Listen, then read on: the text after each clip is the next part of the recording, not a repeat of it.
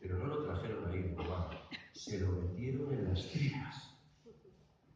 Decidme, la pregunta va a ser, si habéis oído alguna vez o visto algún sonido que os meta más el mar en las tripas que no sea el propio mar que este.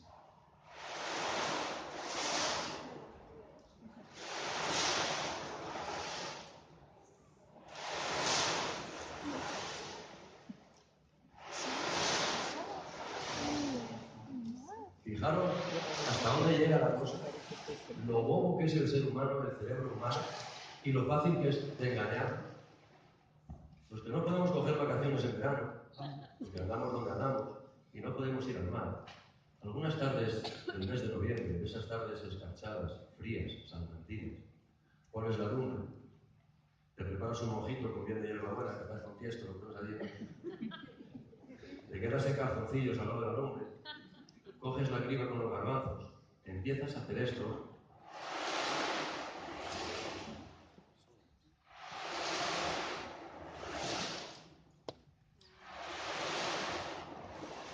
y al poco rato empiezas a sentir la lengua como salada, como humedad en los pies. Y entonces es cuando te das cuenta de la pasta que te has ahorrado. Y de que eres igual de feliz, igual. Pero no habíamos venido esta tarde, apóstoles, a contaros eso que también.